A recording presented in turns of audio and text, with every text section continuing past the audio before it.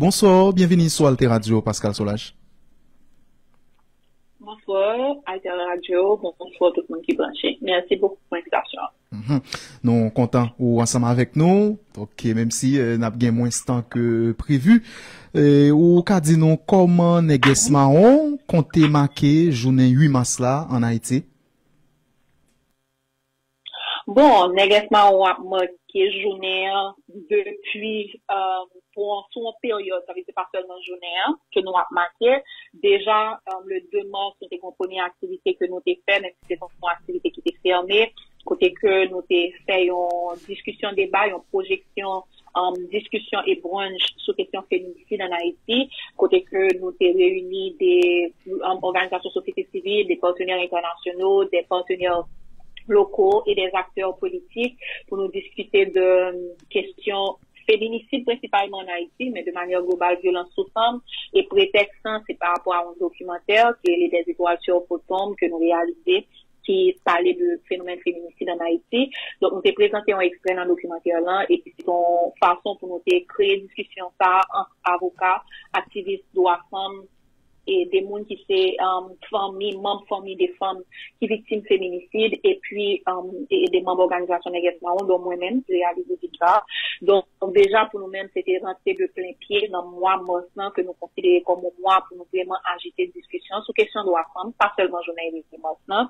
Là dans CSW qui a fait dans New York du 10 au 21 mars, nous avons 2 événements que nous avons fait. Une, c'est une discussion encore sur violence sous forme avec féminicide que nous avons fait avec des féministes qui sont sortis dans le pays Sénégal, Côte d'Ivoire, Congo, pour nous parler de contexte global, pays nous chaque, et puis qui genre violence sous forme, qui genre féminicide à déployer dans des contextes extrêmement violents, extrêmement, avec des crises extrêmement profondes. Donc, nous avons une discussion à New York le 13 mars. Et puis, nous avons un panel sur question participation politique femme, notre transition et pré-transition, qui a fait le 14 mars, qui a fait tout dans New York, dans le cadre, mois ça que nous considérons comme un mois pour nous faire des événements et pour agiter discussion, débat sur question de la femme. Au niveau de Port-au-Prince, nous avons des activités New York, qui fait des groupes femmes qui déplacées, des groupes femmes qui survivantes de violence, des groupes femmes qui fait partie de organisations locales, notamment des organisations de femmes et des organisations féministes. On a bientôt un ensemble d'activités qui répondent à un contexte. On a créé des groupes de parole pour des femmes déplacées et des femmes survivantes, etc. Donc, nous avons un pile d'activités que nous tapons et communiquer sur eux parce que c'est des activités qui touchent le public qui est extrêmement sensible et extrêmement vulnérabilisé, mais qui allaient en ligne droite avec ça, nous fait déjà qui est en ligne avec mission, nous, comme organisation qui a travaillé avec communauté, mais tout nous abraler sous des activités qui permettent de nous aborder des questions qui sont importantes pour nous au niveau de Neges Mahon. Question violence sous forme, qui journée aujourd'hui, c'est un défi énorme que nous avons confronté dans le contexte de conflit que nous avons dans le pays.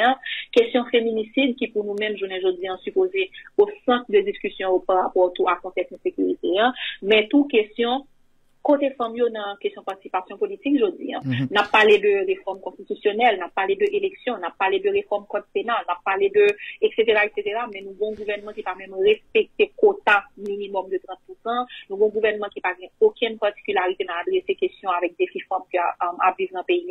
Donc pour nous-mêmes, c'est moment, même si nous faisons tout le temps, mais c'est un moment pour nous peut-être intensifier la discussion dans le pays et au-delà du pays, même genre que nous faisons et sous question et droits femmes haïtiennes de manière globale. Le n'a parlé de féminicide ou qu'avons nous quelques traits, quelques aspects que nous considérons ça nous est décrit comme féminicide? Bon. Un féminicide, c'est une femme que assassinée parce qu'elles sont femmes. On va donner un exemple simple, peut-être pour tout le monde qui attendait, pour tout le monde qui attendait. Par exemple, il y a quelques semaines de ça, il y a une vidéo extrêmement violente qui était sortie sur les réseaux sociaux, côté que il y a plusieurs jeunes garçons qui étaient ensemble, qui étaient tabassés une jeune femme, qui mourit, d'arriver à l'hôpital. Donc ça, c'est un cas de féminicide. Nous gagnons 2 cas côté que on a des partenaires et des maris, des anciens partenaires, des anciens maris, qui assassinait des femmes pour diverses raisons. Les capables de jalousie, les capables de contrôle, les capables de diverses raisons, mais c'est un assassinat de une femme parce que condition de femme fait que un garçon penser que li en bas contrôle li et que li gain droit de vie ou de mort sur lui. Mais je ne veux dire dans le contexte global insécurité que nous vivons dans le pays, il est important pour aborder la question féminicide dans un contexte de conflit et d'insécurité. Parce que je ne veux dire ou un pile femme tout qui assassinait dans la question contrôle de gang armé, etc., qui assassinait justement dans des conflits parce que ces femmes, ils ont violé en vent, yo humilié en vent, nous recevons un pile cas côté que en vent que yo tué femme yo soit yo fait que partenaire yo violé au devant petit yo soit fait petit yo été couché au soit yo couché au devant petit yo bien devant partenaire yo. Donc ça veut dire qu'il y a tout un processus de déshumanisation de femmes là, de corps femmes là avant que yo assassiné. Mais surtout il y a un pile femme qui mourir dans la communauté contrôlée par gang yo parce que yo pas appelé soit dans activité gang soit parce que yo pas appelé fait ça que des membres de gang mandé ça arrive donc que nous joignent des familles qui viennent dire nous mettez des femmes ou des petites filles à l'abri pour yo parce que il y a des membres de gang qui voulaient que madame yo que yo femme etc. et que yo gain danger la mort sous cette yo peut-être ça le kidnapper mesdames yo le ça arrive que yo tuer yo c'est des mesdames que yo vraiment fait des formes de violence qui spécifiques à femmes avant que vous assassinez. Sans compter que, je ne veux dire, en pile gang considérer que assassinat de femmes, c'est assassinat de femmes, yon gang, et qui c'est un gang qui en face. Donc, tout ça, dans des contextes de conflit, féminicide, non, même, j'aime dire, c'est le assassinat de femmes, mais assassinat de femmes par rapport à conditions de femmes. Donc, c'est un bagage que nous disons. Partout dans le monde, pas seulement en Haïti, en 2023, il y a 85 000 cas de féminicide qui s'est fait dans le monde. Et ça, c'est ça que vous documentez. Parce qu'il y a pile qui ne sont pas documentés. Donc, par contre, si nous avons des chiffres, c'est 85 000 femmes et 60, ou plus de 60% là-dedans, c'est assassiné par des gens qui proches, qui c'est soit mari, soit compagnon, soit ancien mari, soit ancien compagnon, soit ménage, ou bien par un membre de la famille. Donc, pour nous-mêmes, je ne dis c'est une discussion qui est supposée monter sous table blanc pendant que nous parlons sur violence. En fait, et journée 8 mars là, c'est on a journée pour regarder avancer sous question droit femme et qui regarde que et négesma ont porté sous évolution droit femme et en Haïti. C'est dommage que nous fait à chaque fois que m'a fait interview c'est le bail que m'obligé de répéter que contexte politique, économique, social et sécurité en pays malheureusement favorisé un recul dans le droit femme en dans pays. Je ne veux dire tout ça que femme est supposée bénéficier en tant que citoyenne, en tant qu'être humain en dans pays, c'est le droit qui est violé au quotidien. Premier droit qui est fondamental là, qui est important, le droit à la vie.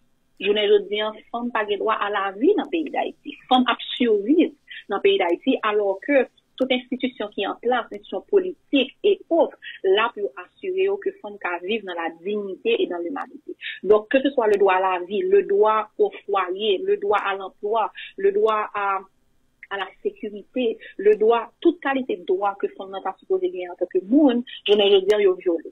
Mais on allait dans la question du droit en tant que femme de manière spécifique.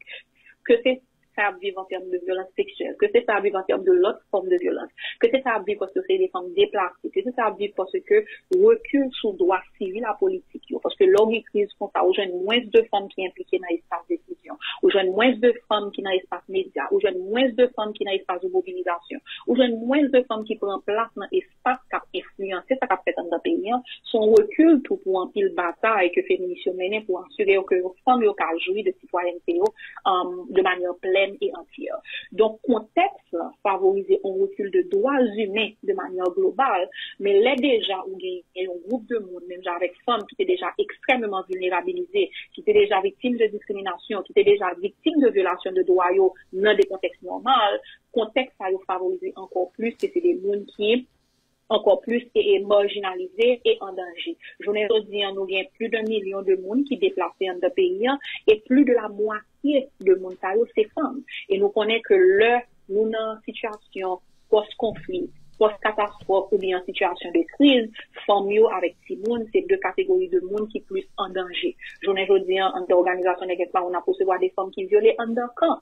Ça veut dire que pendant qu'on a couru pour un quartier, côté gang a contrôlé, le gang a essayé de tuer, il a cherché refuge dans le camp, côté que la victime même forme de violation. Je n'ai pas dit, sans pas qu'à jeune et soins santé que ont besoin, si vous enceinte ou bien si vous besoin d'autres formes de soins sexuels et reproductifs, sans pas accès à médicaments. N'a pas rappelé qu'en décembre 2024, pas de une maternité Port-au-Prince qui était ouverte.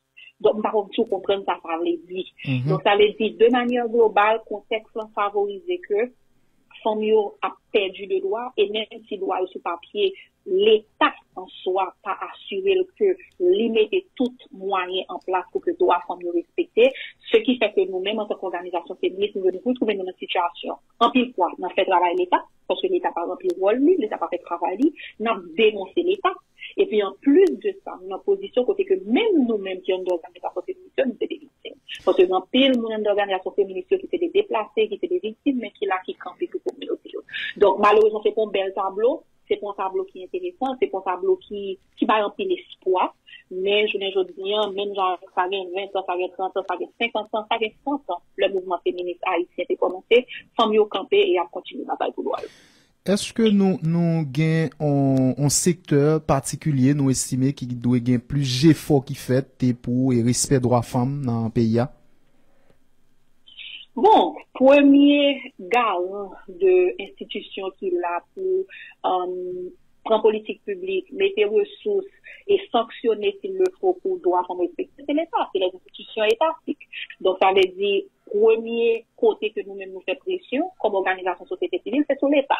Ça veut dire, je n'ai pas dit, où il y a un gouvernement avec un premier ministre que même son gouvernement ne respecte pas la Constitution, parce qu'il n'a pas respecté minimum quota 30% dans le gouvernement là, ou il y a un conseil présidentiel qui n'a pas respecté quota et minimum quota 30%, ou il y a un ensemble de commissions, un ensemble d'institutions qui n'ont pas respecté rien. Et ça me comprend bien comme on dit. C'est un gouvernement qui a ambition de faire une réforme constitutionnelle, mais qui pas même respecter la constitution peut-être pas, j'en hier. Donc, c'est d'une ironie à nul autre pareil. Donc, ça veut dire, premier cible, nous-mêmes, comme organisation qui a fait plaidoyer, comme organisation qui a fait pression, c'est mettre pression sur l'État. Donc, la responsabilité de l'État, c'est protéger les citoyens et assurer que les citoyens vivent dans des conditions dignes, humaines, etc., etc. Donc, premier cible, nous, c'est l'État.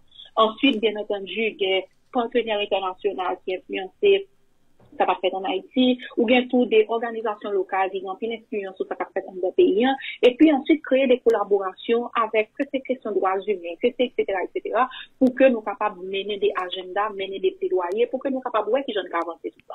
Parce que la réalité est que, je n'ai pas dit, nous n'avons pas d'interlocuteurs. Nous n'avons pas de parlement, nous n'avons pas un pouvoir local qui est légitime, nous n'avons pas un exécutif qui sortit dans l'élection, oui, nous avons un pouvoir de transition qui capable de permettre que nous capables de gagner des victoires, capables de gagner des avancées, mais il faut que la transition fasse montrer que nous avons une volonté pour que nous ayons des avancées qui fait. Et malheureusement, la transition qui là, pas aucune volonté pour nous avancer sur un agenda côté que droits sont respectés, côté que femmes protégées, côté que femmes épanouies et côté que femmes qui vivent sans problème. Donc, je n'ai pas dit, on a continué, j'en ai toujours fait, et adressez-nous à l'État, faire pression sur l'État, dénoncer l'État, proposer à l'État tout, parce que je me rappelle que Negesma, avec plus de 100 autres organisations, s'est proposé un policy framework, anglais a venu avec un policy framework pour permettre que les femmes aient une place dans la transition et pour que justement le nous passer en période d'élection pour nous gagner un pouvoir légitime que les femmes soient capables de bien placer, pour capables de participer à redressement pays. Malheureusement, c'est un document que nous remettons à la première ministre Gary Coney, nous remettons à la ministre de la Constitution Femmes, que nous sommes disposés à porter contribution pour nous faire, mais malheureusement, qui ne parle aucun côté. Donc, nous-mêmes, au-delà de dénoncer, nous faisons un travail de proposition. L'État, attendez. Sur la question d'égalité de genre, qui est constat négativement on fait? Bon, question d'égalité de genre là, c'est une autre façon pour nous dire et question de droit femme, c'est une autre façon pour nous dire question discrimination, c'est une autre façon pour nous dire écart à poser entre deux groupes qui basent. C'est pas dans toute institution sociale, sortir sur famille, passer sur l'école, passer sur l'église, passer sur l'institution politique. C'est un pays qui fonctionnait avec des institutions qui sortent c'est le patriarcat. Donc, institutions ont déjà creusé question inégalité entre gens. Ils creusaient question inégalité entre femmes et garçons ou bien avec toutes des autres formes de monde qui vivent des formes d'oppression au-delà du fait que c'est des femmes en garçon. Lorsqu'on femmes qui pauvres, ou encore plus discriminées, ou encore plus vulnérabilisées, lorsqu'on femmes qui vivent dans les régions, etc., lorsqu'on femmes qui déplacées, etc., etc. Donc, je ne veux dire, et inégalité, ça va creuser plus. Ou retrouver encore plus que ça, idéal et équité, non pas même d'égalité, idéal, une société qui est équitable, que nous visons, est de plus en plus éloigné parce que de jour en jour, nous plus en dynamique de survie que nous en dynamique de construire une société qui chita sous équilibre, qui chita sous équité, qui chita sous respect une pour l'autre. Donc, tant que nous avons une dynamique côté que c'est dans survie que nous, et que tout ça que nous supposons mettre en place, tout ça que nous supposons mettre comme puzzle pour, société en elle-même, une société qui est équitable, qui est égalitaire, qui est juste, et pour femmes et pour garçons, malheureusement, c'est pas seulement une question haïtienne. Depuis la crise, c'est des bagages qui creusent l'inégalité et surtout dans des espaces de violence. Les violences sont traitées comme forme de manière différente. Les violences, ils traitent la vie femme de manière différente. Donc, je ne dis rien, les pas Haïti pas échappé à ça. Sont mieux de plus en plus femmes victimes de l'inégalité en société. Nous comprenons tout, violence pas seulement on série de acteurs dans société des groupes armés, c'est pas seulement eux-mêmes qui capotent le gain violence tout que peut-être qui cap fait dans gouvernement côté yo pas garanti on série de droits à moun yo. Si n'a regardé non aspect qui plus global et par exemple nouveau président américain qui prend des décisions pour tourner son série de principes qui étaient établis, par exemple sous question liée établie deux genres et uniquement genre masculin et genre féminin. Nous comprenons ça a un impact sur communauté que ça concerne. Ou une opinion sur ça? Oui, absolument. Ça on parlait de les violences d'État. Bien entendu, par exemple, si nous prenons, et nous-mêmes, nous travaillons en pile avec communauté LGBTQI1, nous travaillons en pile avec des organisations comme OSRA, qui est une organisation trans en Haïti, nous travaillons en pile avec des organisations qui, de manière globale, fait organisation communauté LGBT. Donc, c'est des mondes, c'est ça qu'on a parlé tout à l'heure, c'est des groupes de monde qui abusent de plusieurs formes de oppression. Ça veut dire que non seulement ils sont capables de défendre, mais en même temps, ils font partie de communautés LGBT qui sont déjà extrêmement discriminées et qui sont déjà extrêmement en danger. Donc, ça veut dire, l'enlever dans nos sociétés, côté que si nous prenons exemple, avec les présidents américains, qui décident qu'à un moment de la durée, son existence n'est pas légitime. C'est-à-dire que, où tu existes en tant que personne trans, où tu as toute identité, avec tout ça que, institutionnellement ou capable d'accès à lui-même en tant que personne trans, et puis du jour au lendemain, vous retrouvez que ça n'est pas valide en fait. Ça veut dire que tout ça représenté pas légitime, tout ça représenté vient entre guillemets illégal, comme les mots ça qui montent dans la tête. Et c'est aussi le cas pour Haïti. Je ne dis bien, une chose de ça tout à l'heure, on a parlé de réforme code pénal, on a parlé de constitution, mais aussi cette communauté, c'est des batailles pour nous virer, regarder pour nous voir qui ça, je ne dis bien, en 2025, nous supposons chita comme pays, comme société pour nous adresser, nous avons un respect de la différence et de la respect aussi des droits humains, tout ça que nous signons comme convention, tout ça que nous signons comme document, pour nous dire, pour nous chita en tant que société, pour nous dire que gagner valeur et gagner droit que nous gagnons dans nos différents. Donc, je ne dis que c'est par rapport, même je dis à influence politique étrangère, que c'est par rapport à ça que nous avons décidé en notre propre pays, nous, il est important pour nous adresser toute qualité de groupe de monde qui est capable de victime des formes de discrimination, qui est capable de victime des formes de répression. Ça, là, moi, je dis que, une femme, elle est déjà victime de discrimination, mais une femme qui est pauvre, les victimes encore plus de discrimination. Mais une femme qui est pauvre, qui est lesbienne, les victimes encore plus de discrimination. Une femme trans, les victimes plus de discrimination. Ça veut dire, on a un ensemble de facteurs, un ensemble d'identités qui fait que, ou doublement, triplement oppressés par la société, et les institutions politiques, je veux dire là, qui a fait une forme de violence d'État, sous, il y a peut-être plus grosse forme de violence pour capable subir, parce que il y a tout le droit au reste de la société pour que la société soit fait violence. Et c'est un aspect qui est dangereux. Merci en pile, Pascal Solage, pour disponibilité. Merci en pile, moi, excusez-moi pour être là. Justement, nous avons géré un cas avec un bénéficiaire qui est déplacé, qui était en urgence et qui est enceinte. Donc, merci en pile pour patience nous, mais merci tout parce que nous toujours fait place pour que, pas seulement dans 8 mois, et c'est ça que nous toujours remercié Alter Press, que organisation féministe, mais de manière globale, monde qui a mis ses paroles sur question de droits femmes dans le pays, j'ai un espace pour parler. Merci, bon travail, bon courage. Et Pascal Solage, c'est coordinatrice générale Neges Mahon.